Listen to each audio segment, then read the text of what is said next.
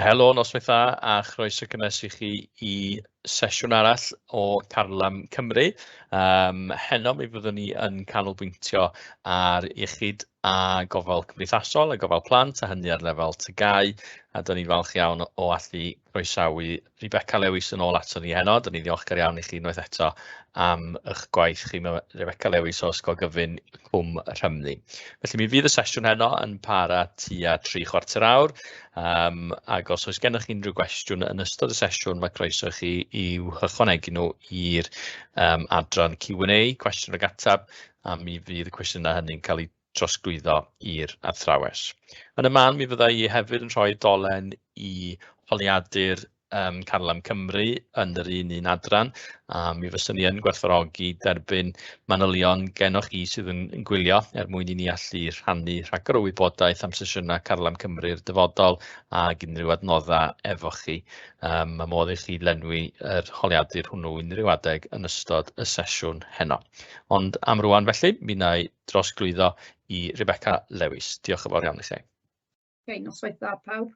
Felly heno yma beth I ni'n bwriadu adolygu yw yr amgylchiadau gwahanol mae pobl yn ffeindio'u hunan o fewn cyfnodau bywyd gwahanol. Mi ni hefyd mynd I edrych ar salwch tymor hir a tymor byr, a wedyn beth yw'r dulliau ymyrryd yn gynnar mwyn hybu iechyd a llesiant yn ystod pob cam bywyd.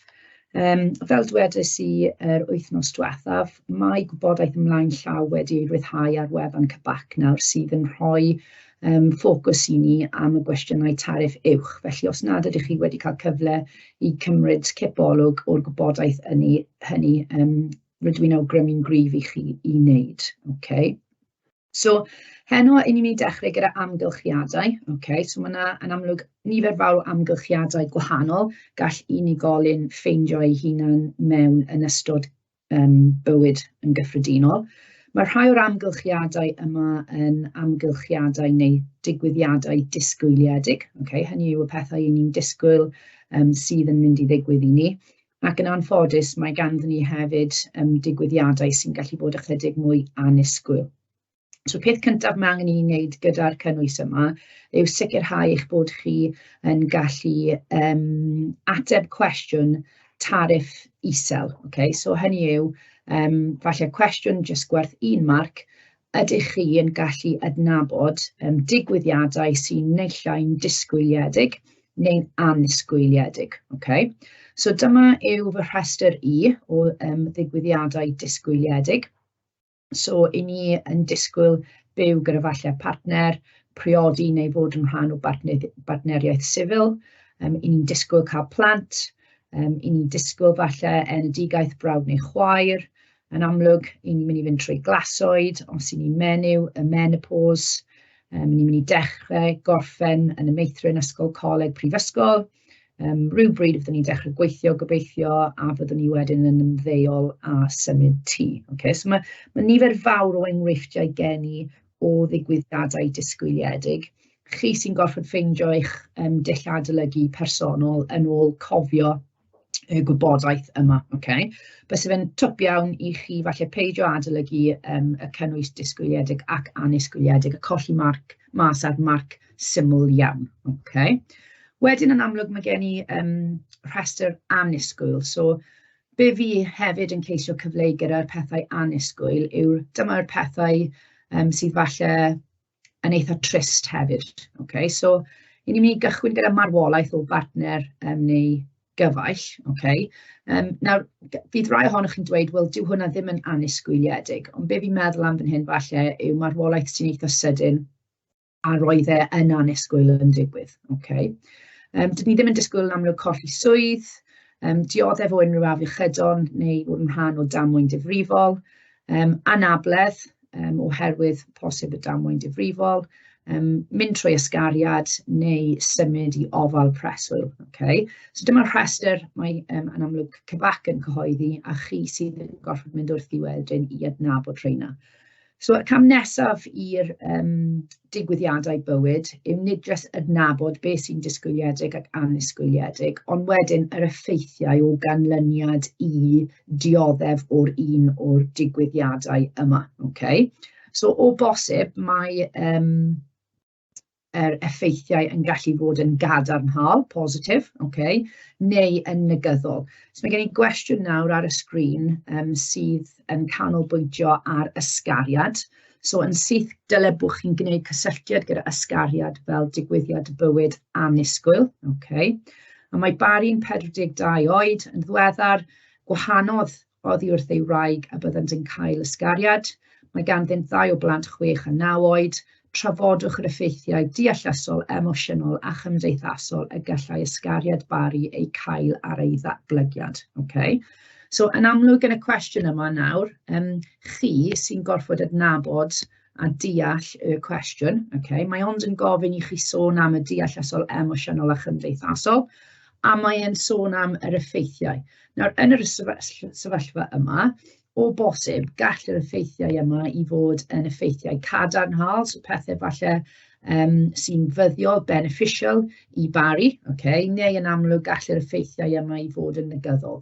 Mae'n dibynnu rili os mae yna'n hapus bod y ffaith bod ysgariad yn digwydd, neu os mae e falle yn teimlo ryddhad oherwydd bod e'n gallu dianc o briodas doedd ddim yn llwyddiannus. Okay? Nawr, rydw i wedi gosod y bocsys yma i ni gallu gweld fy nghynnwys i, ond yn amlwg yn eich arholiad, efallai byddwch chi ddim yn derbyn y teitlau deallusol, emosiynol a chymdeithasol ar y dudalen ysgrifennu. Okay? Fi ond yn gwneud hyn mwyn sicrhau fy mod i yn ateb gofynion y cwestiwn. Okay? So yn ddeallusol, o bosib mae Bari'n cael trafferth i ganolbwyntio ar ddigwyddiadau bob dydd fel gwaith. Falle dwi ddim yn perfformio cystal yn y gweithle, mae'n tangyflawni, mae'n colli ffocws a methu canolbwyntio ar y swydd sydd ganddo fe. A o bosib efallai bys rhaid fe cymryd amser i ffwrdd o'r gwaith mwyn ymdopi gyda y gwahanu yma sydd yn digwydd. Okay? Yn emosiynol wedyn, so felly'n ymwneud gyda teimladau Bari. Yn amlwg, efallai mae'n teimlo llawer mwy o straen. Mae e'n gorfod rheoli yn amlwg beth sy'n digwydd gyda'r plant yn ogystal â mynd trwy'r ysgariad yma. Falle ei fod yn ofidus iawn hefyd, okay? So yn poeni llawer am y sefyllfa, am yr effaith mae hyn yn cael ar y plant hefyd. Mae'n poeni am os yw e'n gallu addasu i'r bywyd newydd yma. Os yw e mynd i ymdopi gyda byw ar ben ei hunan, okay? A hefyd, bys ni'n licio bod chi'n falle'n canolbwyntio ar yr ochr cadarnhaol o y ryddhad, okay? Y relief yma bod y briodas yn dod i ben. Okay? Yn gymdeithasol wedyn, so felly sut mae e yn gymdeithasu gyda ffrindiau, os mae'n cael cyfle i mynd i weithgareddau, digwyddiadau ac yn y blaen. Okay, efallai mae e'n teimlo ychydig yn ynysig, okay, so isolated, a mae e'n tynnu ei hunan yn ôl o weithgareddau neu digwyddiadau. Falle roedd ganddyn nhw ffrindiau ar y cyd, ac mae e'n teimlo rhywfaint yn lletwyth, yn mynychu digwyddiadau gyda'r ffrindiau yma. Ond hefyd mae e'n gallu rhoi rhywfaint o bywyd cymdeithasol newydd iddo fe, falle i dilyn diddordebau sydd ganddo fe a o bosib cwrdd wedyn â ffrindiau newydd. Okay. Os mae e'n mynd trwy ysgariad a maen nhw falle'n rhannu'r gofal plant, efallai mae ganddo fe mwy o amser cymdeithasol yn y nosweithu pam nad yw'n gofalu am y plant i gallu wneud gweithgareddau newydd. Okay.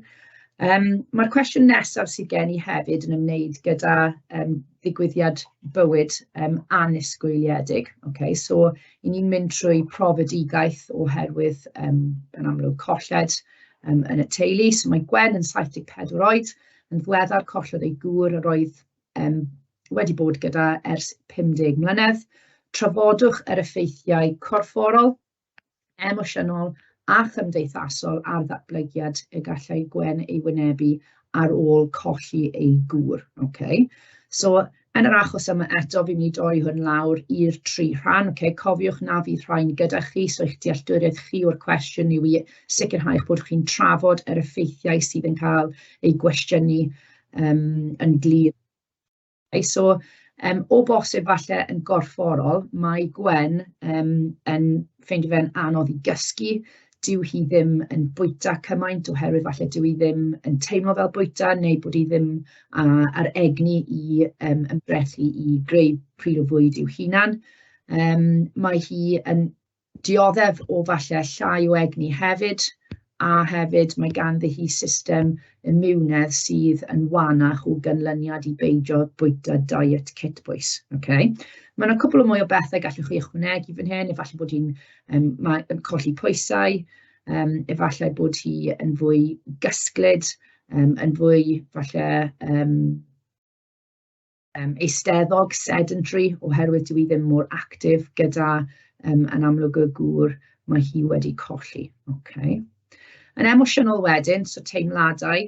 Nawr, yn y sefyllfa yma, beth ni'n ffeindio fe yn anodd efallai i feddwl am pethau cadarnhaol. Y ffaith bod nhw wedi bod yn briod am 50 mlynedd, i fi, mae'r neges yn eitha falle clir yn ôl effeithiau negyddol yw'r rhain.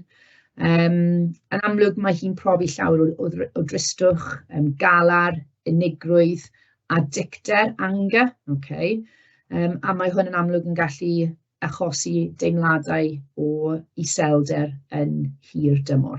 Fi'n fynd fe'n anodd fan hyn i roi unrhyw fath o stamp positif ar y sefyllfa yma. Yn gymdeithasol wedyn, mae'n rhaid i ni ystyried bod Gwen yn 74 mlwydd oed. So, efallai ni fydd Gwen am fod yng nghwmni pobl eraill. Oherwydd falle dicter, yr anger sydd gyda hi, mae hi'n ffeindio fe'n haws i ddelio gyda hyn ei hunan. So dwi ddim yn licio bod mewn cwmni bobl arall, a mae hi eisiau cadw ei hunan ar wahân oddi wrthyn nhw. Ond hefyd meddyliwch falle am y cefnogaeth gallu hi derbyn oddi wrth y teulu, a'r cymdogion a'r gymuned agos iddi hi. So o bosib mae hwn yn rhoi cyfle iddyn nhw i ddod yn agosach yn ystod y cyfnod trist yma, a yn amlwg mae nhw wedyn yn gallu helpu hi gyda sicrhau bod rwydwaith cymdeithasol cryf gyda hi. Felly, wrth cyn symud ymlaen i'r rhan nesaf, fel dwedais i, mae'n rhaid i chi bod yn hyderus gyda beth yw'r digwyddiadau bywyd disgwyliedig, anisgwyliedig, ac wedyn bod yn hyderus hefyd gyda'r effeithiau posib o bob un o'r rhain gan ystyried hefyd camau bywyd gwahanol. So mae ganddi ni yn amlwg Gwen sydd yn oedolaeth ddiweddarach, a wedyn Bari, beth sy'n ni'n dweud sy'n oedolaeth. Byddwch yn barod hefyd i wynebu falle y cwestiynau yma gyda falle babanod, plentyndod a hefyd glasoed.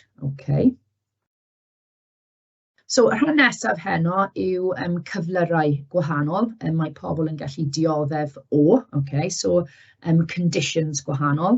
So, os ni'n edrych ar y cyflyrau yma, mae angen i ni fod yn ymwybodol o beth yw'r cyflyrau gwahanol. Ydyn nhw'n cyflyrau tymor byr neu tymor hir, a hefyd sut mae rhain yn gallu gofyn falle am gymorth ychwanegol gyda falle gwasanaethau iechyd, gwasanaethau cymdeithasol.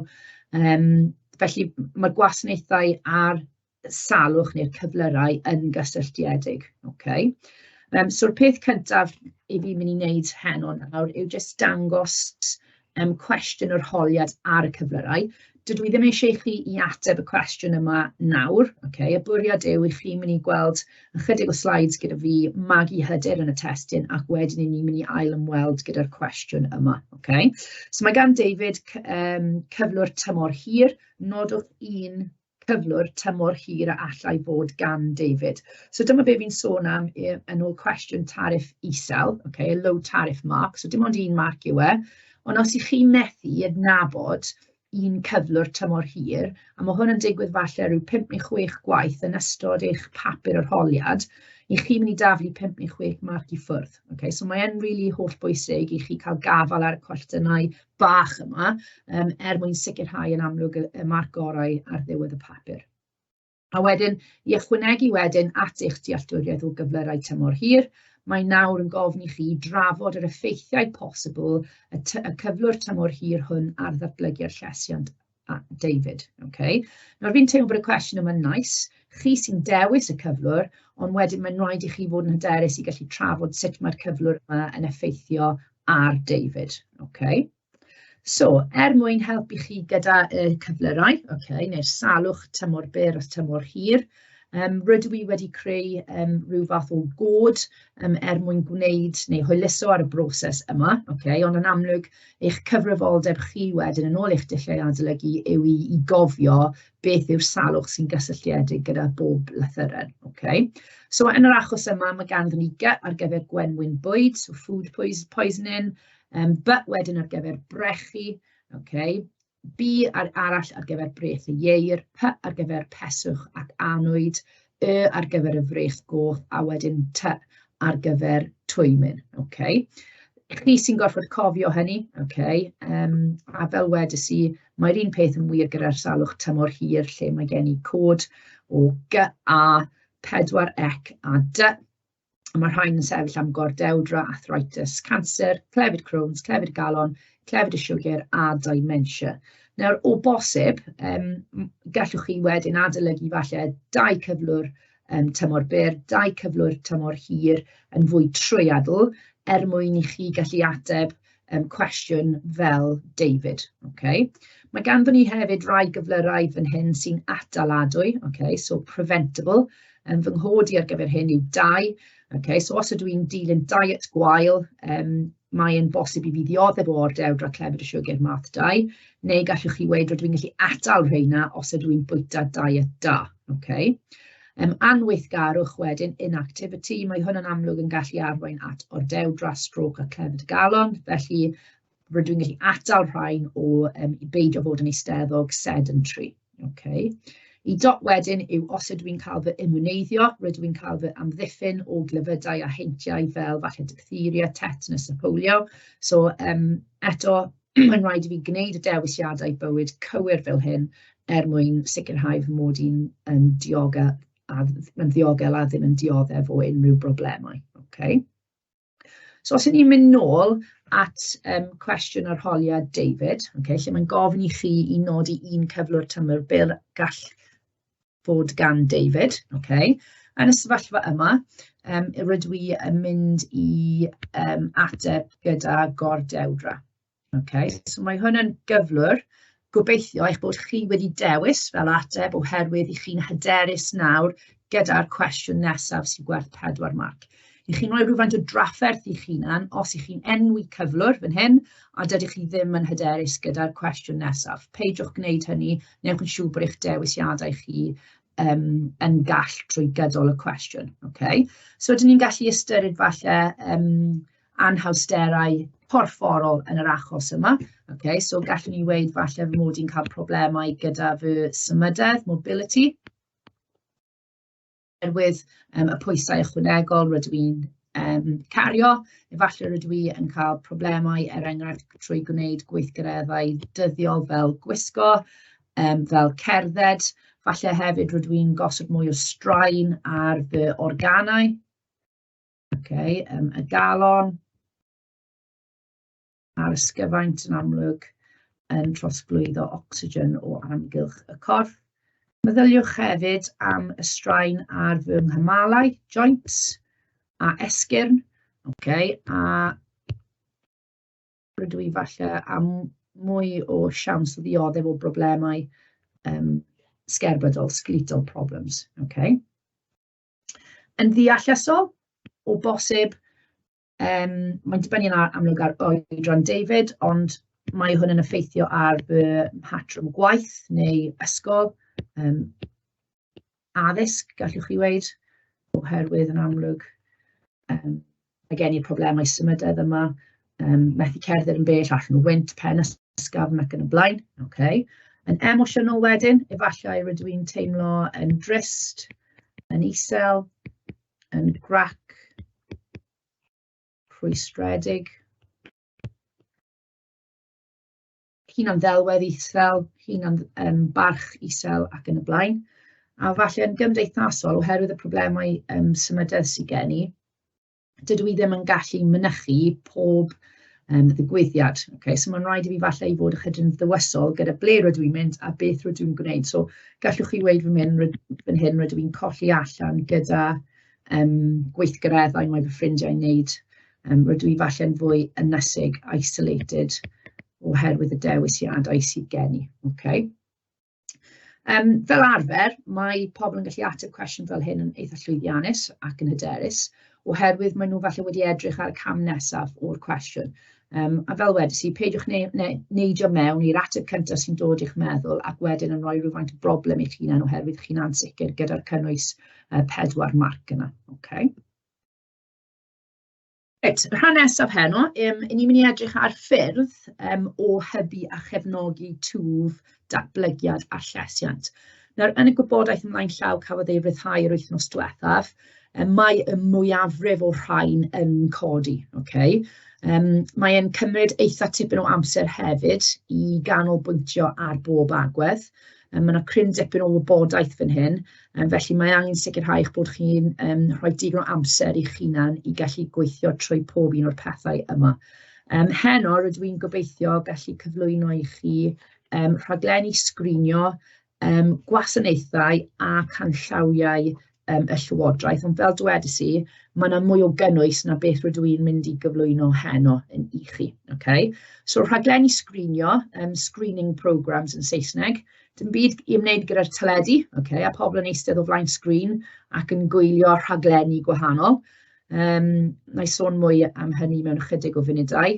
Mae ganddyn ni rhaglenni immuneiddio, okay? So immunisation programmes, so vaccines, jabs, pigiadau, chwistrelliadau, beth bynnag chi moyn galw nhw yn ôl beth sy'n gwneud synnwyr i chi.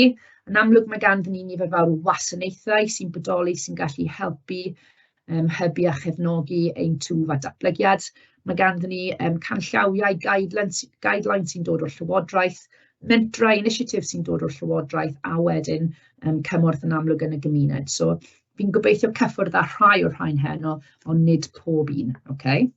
So y llynedd, daeth y cwestiwn o'r holiad yma allan yn ôl beth yw manteision un rhaglen sgrinio sy'n cael ei chynnig i fabanod a phlant ifanc yng Nghymru. Fan hyn, chi'n gallu cael marc jyst am enwi'r rhaglen sgrinio cywir sydd ar gael i fabanod a phlant ifanc yng Nghymru, a wedyn roedd 4 marc yn cael ei rhoi i chi yn ôl yr esboniad yn ôl manteision y rhaglen yna i'r unigolyn yna. Okay? So ni'n mynd i cael look jyst cloi ar y cwestiwn yma, fi'n mynd i helpu chi gyda'r cynnwys, a wedyn fel wnaethon ni gyda y rhan diwethaf, ni wedyn mynd i ail ymweld gyda'r cwestiwn i weld, okay, nawr fi'n deall, nawr fi'n gwybod beth gallwn ni rhoi lawr fel ateb. Okay?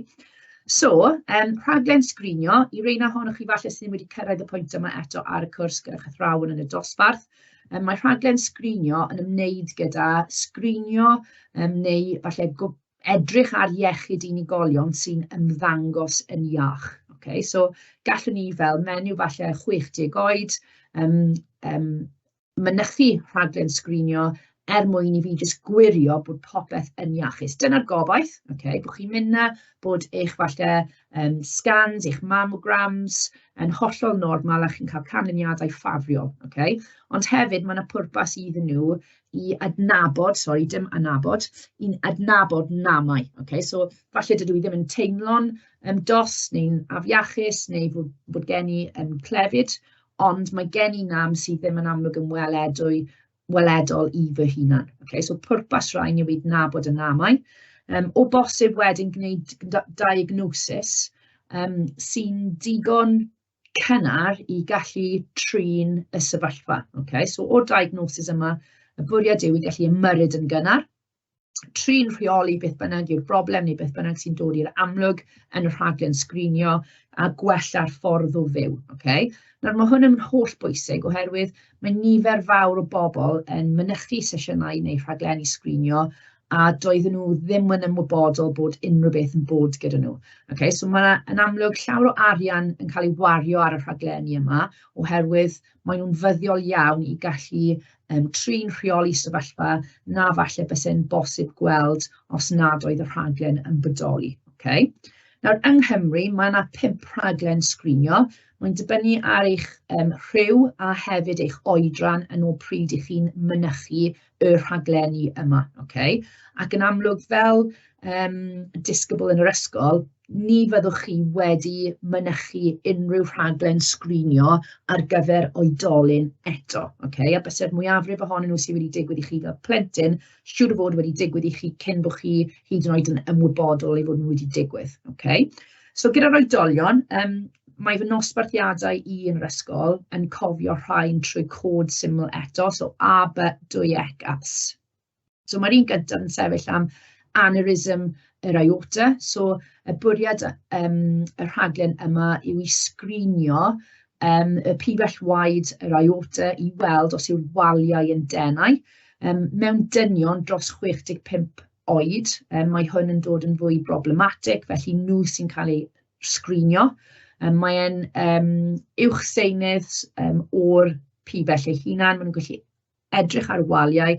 Os mae'r waliau'n denau, a mae yna tebygrwydd falle o bod y waliau yna yn mynd i byrstio, maen nhw wedyn yn rhoi pibell newydd tu fewn fel pibell gwaed mwyn osgoi bod hynny'n digwydd. Okay?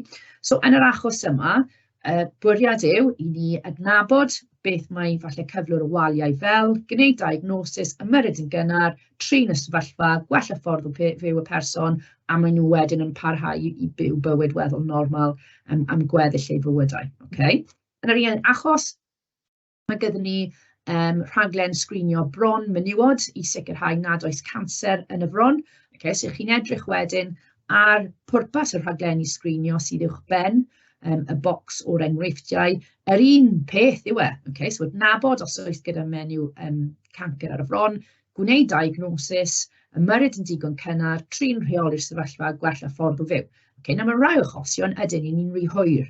Okay? Mae'r ymyrryd yn gynnar yna, jyst yn ymyrryd, ond dydyn ni ddim wedi ymyrryd yn digon cynnar a yn anffodus nid yw'r falle menyw yn gallu byw cyfnod oes hir iawn. Ond y gobaith yw bod ni'n gallu rheoli'r sefyllfa ac i gwneud bywyd hi mor cyfforddus a phosib. Okay. Os ni'n edrych ar y colyddyn wedyn, mae kit yn cael ei postio i ni yn ein cartrefi, ni'n gorfod cymryd sampl o'r stŵl, mae hynny'n cael ei ddanfod nôl i'r labordy i wirio os oes unrhyw cancer y colyddyn yn bresennol, ac wedyn ni'n gallu gwneud diagnosis a helpu'r unigolion. Okay. Mae yna nifer fawr o brofion cyn geni, okay, yn digwydd i mam ac yn amlwg y baban cyn iddo fe hi neu fe cael ei eni, mwyn sicrhau yn amlwg bod ni'n ymwybodol os oes ganddyn ni unrhyw cyflyrau gwahanol gyda'r babi neu os yn cael ei eni gyda unrhyw anableddau ac yn y blaen. Okay. Wedyn mae ganddyn ni cervical, so cervical screening, so falle fwy cyfarwydd i chi bys i'r smear test. Mae'n bosib i chi i wylio fideo ar bob un o'r rhaglenni sgrinio yma. Eto, os ych chi'n mynd i wefan cybac, rydw i'n dangos y fideos yma i fy nosbarthiadau i mwyn iddyn nhw'n cael profiadau go iawn o beth yw'r prawf. Nawr, bysych chi byth yn cael cwestiwn sy'n gofyn i chi ddisgrifio'r prawf neu'r rhaglen sgrinio, ond eto, beth yw'r pwrpas neu pam bysych rhywun yn elwa o ganlyniad i'r rhaglenni sgrinio yma. Okay. Gyda plant wedyn, i'n sgrinio plant trwy ECS-1000, dyna beth i fi'n dysgu fe fel. So EC yw cliw babanod, so yn oriau oed mae babi yn cael prawf cliw i weld os ydyn nhw'n gallu clywed yn iawn. Eto, os maen nhw ddim, maen nhw'n ymyrryd yn gynnar, gallu trin, rhoi cyngor i'r rhieni am y broblem, a wedyn gobeithio gallu helpu'r plentyn i ddatblygu a gwella ffordd o fyw yn y dyfodol. Smotyn gwaed wedyn yw ble ni'n cymryd smotyn, yn Saesneg ni'n galw yn heel prick test.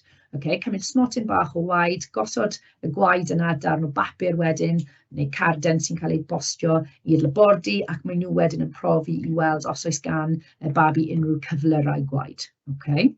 Mae'r 1000 diwrnod cyntaf ychydig yn wahanol i'r rhaglenni sgrinio cliw a smotyn gwaed, gan nad yw e'n prawf neu falle cymryd unrhyw delweddau o'r corff. Okay? Y 1000 diwrnod cyntaf yw, ydyn ni'n rhoi y dechreuad cywir i babanod yn ystod y 1000 diwrnod cyntaf, so babanod yn mewn i blentyndod. Ydyn ni'n gallu cynnig cymorth i'r rhieni yn ôl dulliau rhianta. Ydyn ni'n gallu sicrhau bod y plant yma yn cymdeithasu, yn bwyta bwydydd a diet kit bwys, yn brwsio danedd. ac yn y blaen. Okay? So mae'r 1000 diwrnod cyntaf yma yn cynnwys amrywiaeth o bethau, a eto, bwriad y rhaglen yma yw i sicrhau bod pob plentyn yn cael y dechreuad cywir mwyn gallu ffynnu thraif wedyn yn y dyfodol. Okay? So, os ni'n ail ymweld gyda'r cwestiwn yma wedyn, esboniwch beth yw manteision un rhaglen sgrinio sy'n cael ei chynnig i fabanod a phlant ifanc yng Nghymru. Os ych chi'n cofio fy nghodi, bysych chi falle yn syth yn gallu meddwl am ECS a 1000, okay? Mae fi ond moyn i chi dewis un o'r rhain. Okay? So, os ni'n mynd fan hyn gyda y prawf cliw, okay? So a hearing test sy'n digwydd gyda fabanod, beth wedyn yw manteision y rhaglen sgrinio yma ar gyfer y babi, okay? I ni eisiau adnabod yn syth os oes ganddyn nhw unrhyw problemau yn clywed. Okay?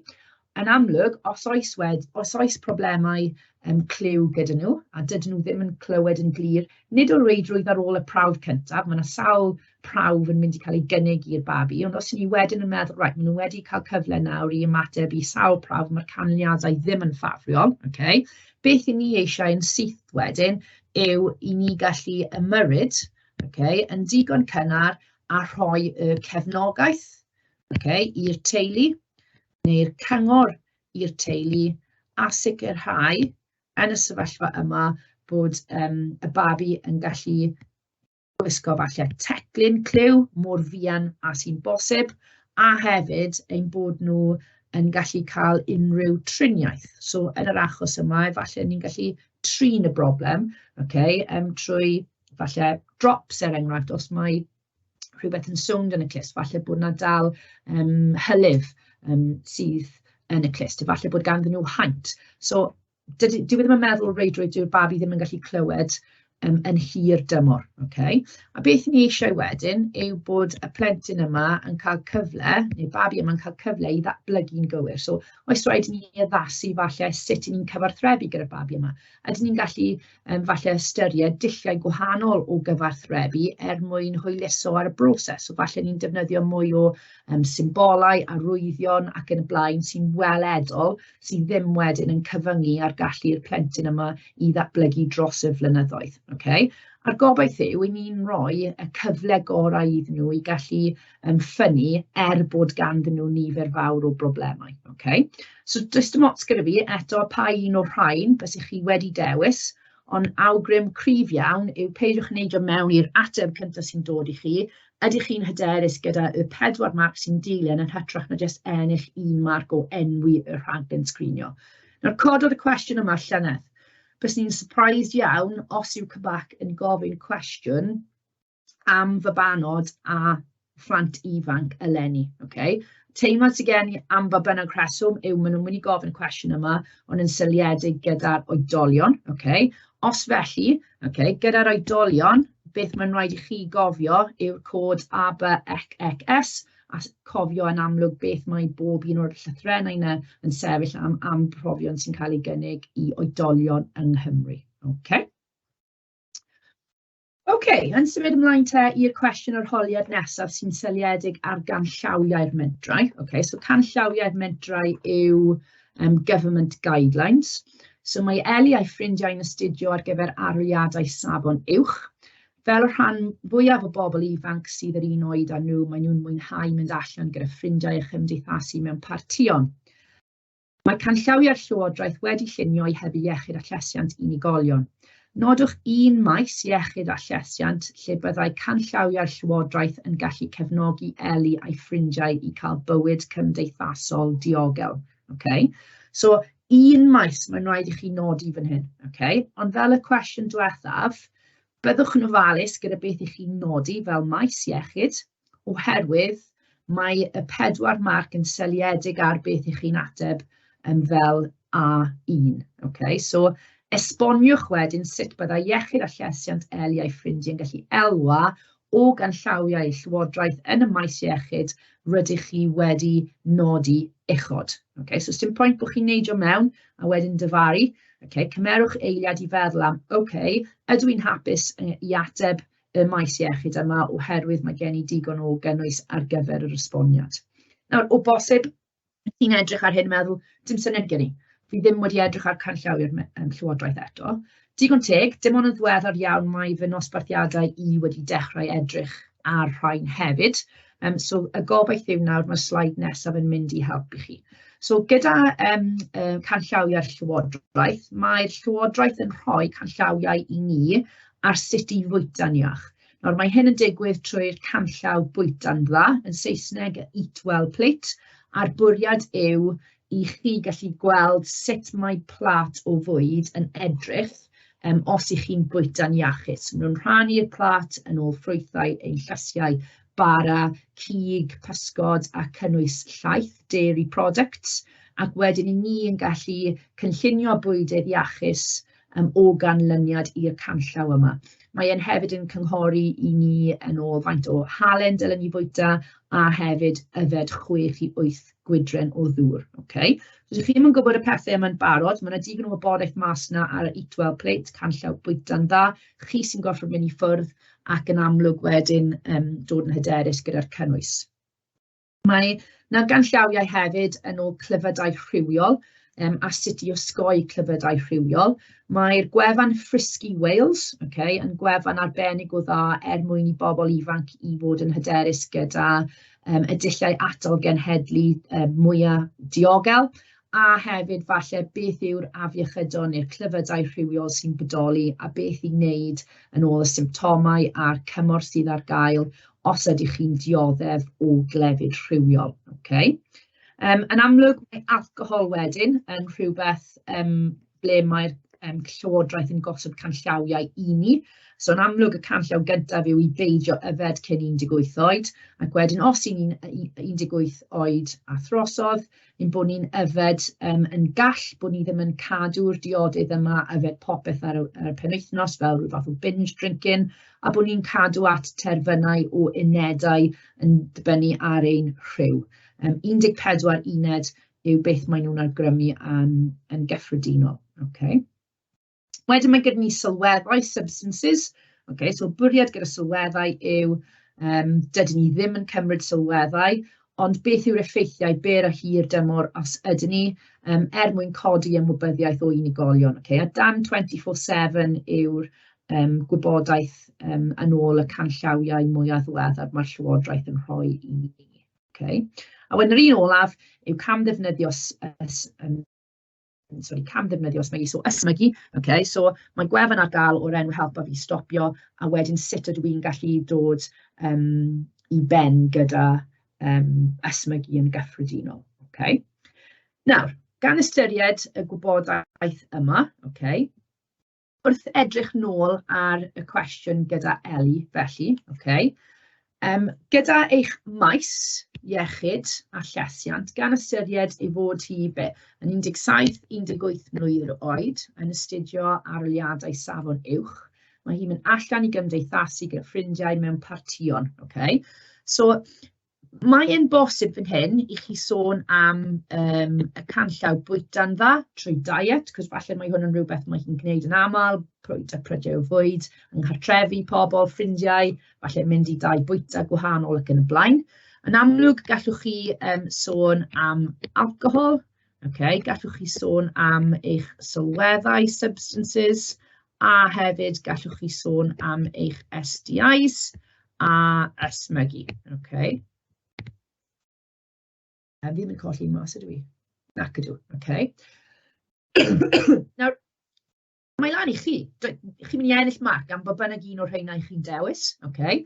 Ond fel dwedais i, mae yna 4 marc tu ôl nawr, neu ar ôl, yn ôl esbonio sut byse hwn yn fyddiol, beneficial, sut byse hi'n elwa o'r canllaw yma. Okay. So os ydw i falle dewis alcohol yn y sefyllfa yma, okay, beth rydw i falle yn mynd i feddwl am fan hyn yw, mae hi yn gorfforol yn mynd i fod mewn falle cyflwr gwell yn gorfforol. Pam? Oherwydd dyw hi ddim yn newidio'r organau. Okay. Mae yr ymenydd yn cael cyfle i gweithio yn gall ac yn swynhwyrol a gwneud penderfyniadau da.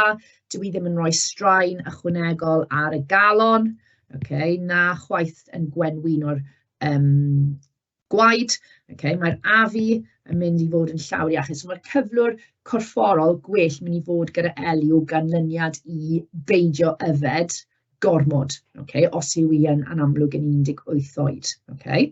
Nawr, yn amlwg, gallwch chi weid yn ddeallusol, mae hi'n gallu canolbwyntio'n well ar ei astudiaethau. Okay? Dwi ddim yn dioddef o'r hangovers yma yn y bore, os yw hi'n goryfed, mae'n gwrando i'r ganllawiau, felly mae hi'n fwy ffres. Eto, mae'n gallu gwneud penderfyniadau da. Neu penderfyniadau gwell. Okay? A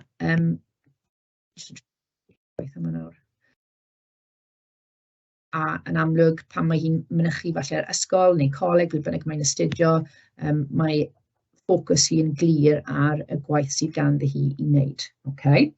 Yn emosiynol, gallwch chi weid mae hi'n reoli teimladau yn well.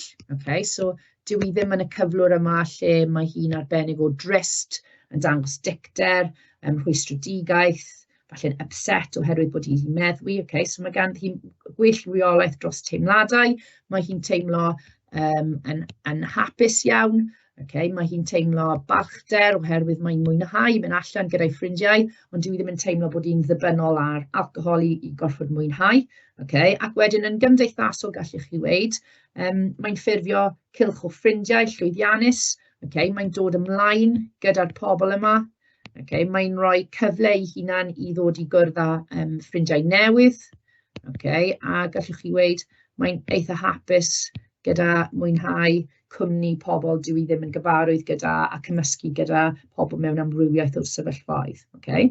A mae hwn yn wir oherwydd bod hi'n gwrando i beth yw canllawiau'r llywodraeth. Mae'n mynd mas, mae dal yn amser da, ond dwi ddim yn croesi'r ffin yna. Okay?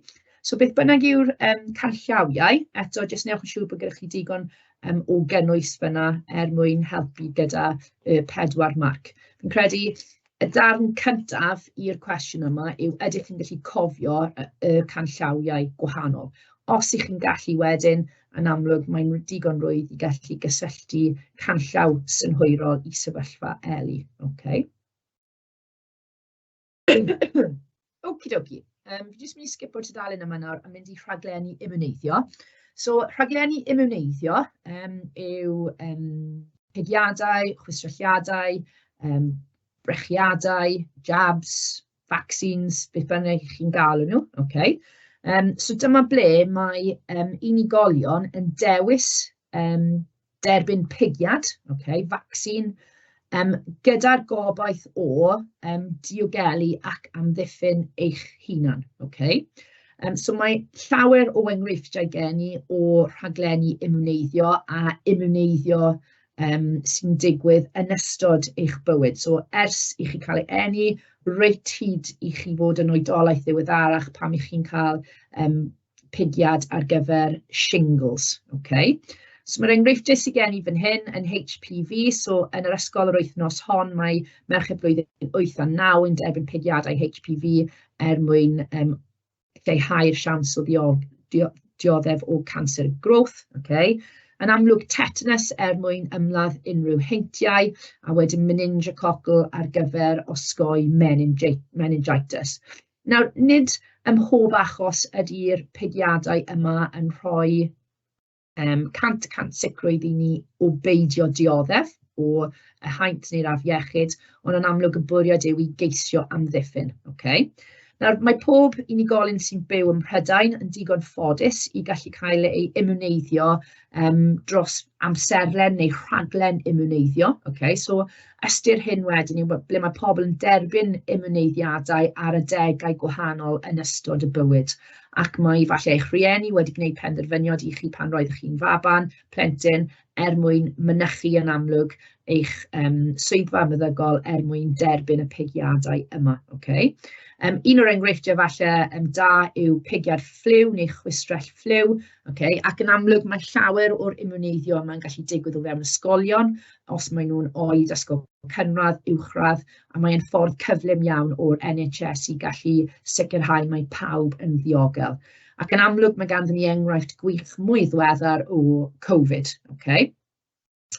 Mae'n bosib hefyd i bobl sy'n teithio a phobl o ethnigrwydd gwahanol i cael ei gynnig imwneiddiadau arbennig. Okay? Ond os enghraifft ydw i'n dewis teithio, yna bysau'r cost neu tal ffi i fi wedyn i gorfod talu am y pigiadau arbennig hynny. Okay? Ond yn amlwg mae rhai cyffredinol yn cael ei gynnwys am ddim ar yr NHS. Nawr, un cwestiwn arholiad sydd wedi codi yn y gorffennol yw pam bysau'r rhieni yn dewis peidio imwneiddio y plentyn. Okay? So, os oedd y cwestiwn yna efallai'n codi, yn debyg iawn i Covid. Okay? Mae rhai rhieni wedi dewis peidio danfon y plant ar gyfer pigiadau Covid. A falle gallwch chi ofyn, wel pam? Efallai does dim digon o dystiolaeth ganddyn ni, evidence, i awgrymu bod y pigiad yn mynd i fod yn fyddiol, beneficial iddyn nhw. Okay? Efallai mae gan eich plentyn chi ofn o nodwyddi gwahanol. Okay? Efallai mae'r rhieni hefyd yn ansicr o gynnwys, o content y pigiad ei hunan, a os o bosib ydy hwnna yn mynd i niweidio. Okay? A mewn rhai achosion hefyd, mae rhai rhieni ddim yn fodlon i plant nhw cael ei imwneiddio yn erbyn, oherwydd maen nhw'n teimlo nad oes unrhyw llwyddiant gyda y pigiad yna. So hynny yw, does dim bod dim tystiolaeth yn bodoli, ond efallai dyw'r afiechyd yna ddim yn afiechyd sy'n cyffredin iawn yn ein gwlad ni, a dydw i ddim yn teimlo pwrpas i fy mhlentyn hi rhag derbyn y pigiad hynny. Okay? Wrth gwrs, mae rhaglenni imwneiddio yn gwbl ddywysol, a dydyn ni ddim yn gallu mynd yn erbyn dewis person, ond mae hwnna yn cwestiwn sydd wedi codi, nid yn ddiweddar, ond gan ystyried beth i ni wedi mynd trwy fel unigolion yn ystod y 2-3 mlynedd diwethaf, byswn ni ddim yn synnu os oedd cwestiwn yn codi am rhaglenni imwneiddio sy'n ymwneud gyda efallai Covid. Okay? So, yn anffodus, ni wedi rhedeg mas o amser heno. Roedd llawer mwy o gynnwys gen i geisio addysgu chi, ond yn amlwg, ni wedi rhedeg mas o amser. Please peidiwch jyst dibynnu ar y 4 sesiwn diwethaf am y cynnwys. Mae yna llawer mwy mas yna. Mae'r manyleb yn glir i gael hefyd ar gwefan Cybac. Felly, please gnewch defnydd o hyn wrth adolygu ar gyfer eich arholiad ar y 4 ar 20 o Fai. Okay? Pob lwc i chi!